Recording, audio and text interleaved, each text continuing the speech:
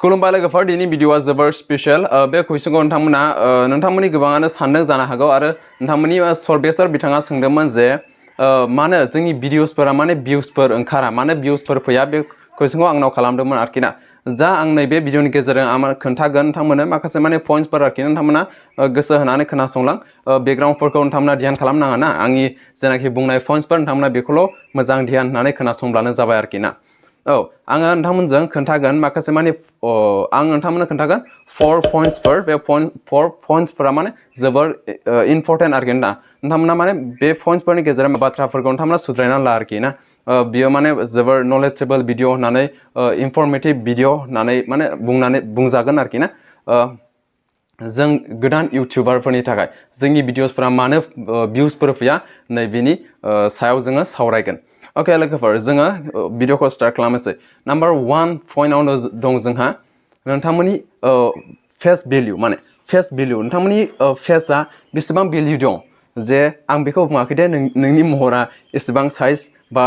size गैया बेखौ आङो जेबो मेटार बुङाखै माने नोंथांमोना बेसेबां फेमास नोंथांमोननि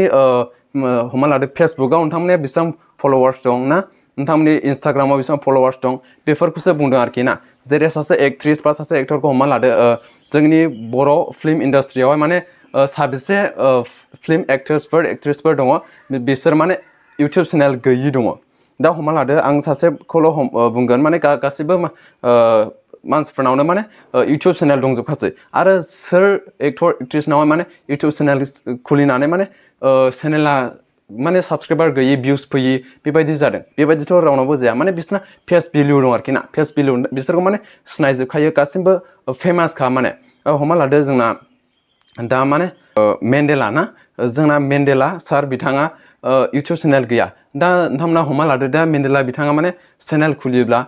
दिनै खुलियोब्ला गाबोननो ग्र' जायो बेखौ नोंथांमोना मिथिखागौ आरोखि ना फार्स्ट अफ अल जोङो माने फेस भेल्यु जानांगौ आरोखि ना जोङो कन्टेन्ट क्रिएटर जानायनि सिगां जोङो फेस भेल्यु जानाया जोबोर गोनांथि आरोखि ना जुदि नोंथांमोना फेस भेल्यु गैयालासेनो इउटिउबाव फैयोब्ला एसे टाइम लागोन बेखौ नोंथांमोना मिथिखागौ अके लोगोफोर जोङो सेकेन्डआव बारनोसै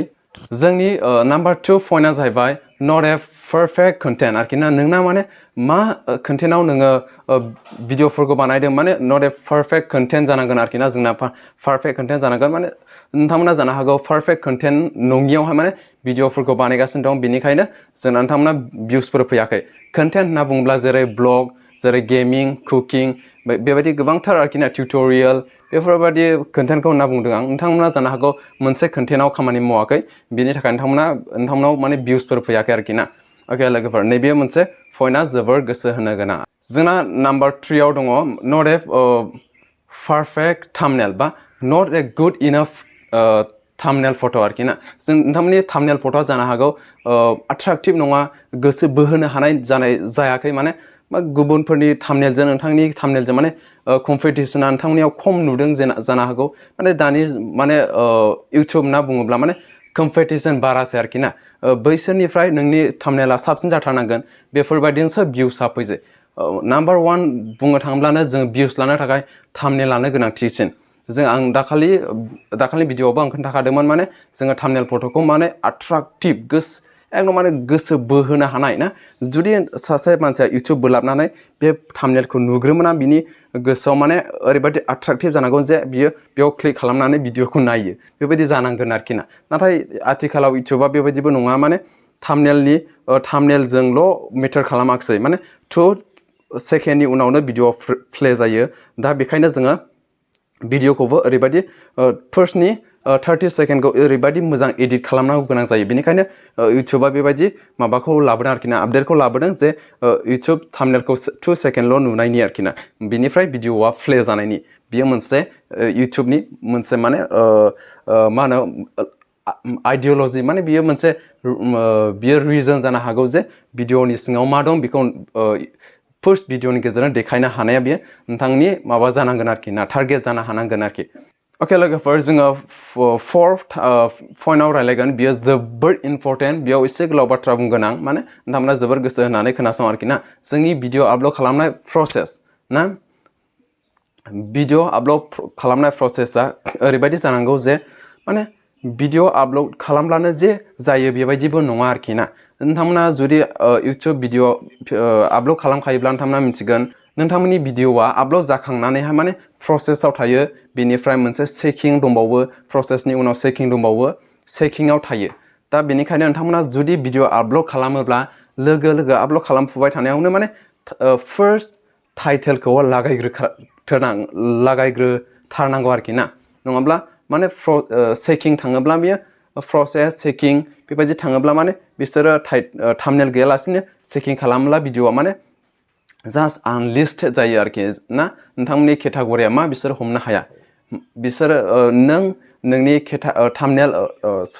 थाम्बनेल फट' आरो टाइटेल बेखौ मोननैखौ लागायग्रोथार आरोखि ना भिडिअ आपल'ड जानायनि सिगांनो नङाब्ला नोंथांनि भिडिअआ माने एसे बेकाराव थांगोन आरोखि ना जेब्लानाखि नोंथांमोननि भिडिअआ फुललि आपल'डेड जायो अब्ला बिसोर चेकिं ओमफ्राय प्रसेस बे मोननै जानायनि सिगां नोंथांमोना बे खामानिखौ मावग्रोनांगोन जे थाम्बनेलखौ नोंथांमोना लागायग्रोनांगोन बेनिफ्राय टाइटेल लागायग्रोनांगोन आरो मोनसे बाथ्राया जाहैबाय नोंथांमोननि केटागरि बबे केटागरियाव नोंथांमोना भिडिअखौ बानायदों जे निउसनिब्ला निउस साइन्स एन्ड टेक्न'लजि बेबायदि गोबां कुकिं बेबायदि गोबांथार केटागरि दं आरोखि ना नोंथांमोननि केटागरिखौ नोंथांमोना सेलेक्ट खालामना होग्रोथार आरोखि भिडिअआ आपल'ड जानायनि सिगांनो बियो मोनसे जोबोर गिदिर रिजन जानो हागौ जे नोंथांमोननि भिडिअआव माने भिउसफोर फैया बेफोरबायदि आरोखि ना जोङो बेफोरखौ मोजाङै सिस्टेमेटिकलि जों बानायलांब्लानो नोंथांमोननि भिडिअआ माने भिउस फैगोन बेखौ आसा खालामनो हायो आरोखि दा आं जेनाखि पइन्ट्सफोर नोंथांमोननो खोन्थाबाय बे पइन्ट्सफोरखौ गोसो होनानै नोंथांमोना सल्भ खालामनो नाजा आरोखि ना अके लोगोफोर दिनैनि भिडिअआ बेखिनियानो जुदि भिडिअखौ मोजां मोनब्ला अननानै लाइक खालामदो चेनेलखौ गोदानब्ला अननानै साबस्क्राइब खालामना लाब्लानो जाबाय okay for now thank you bye bye and take care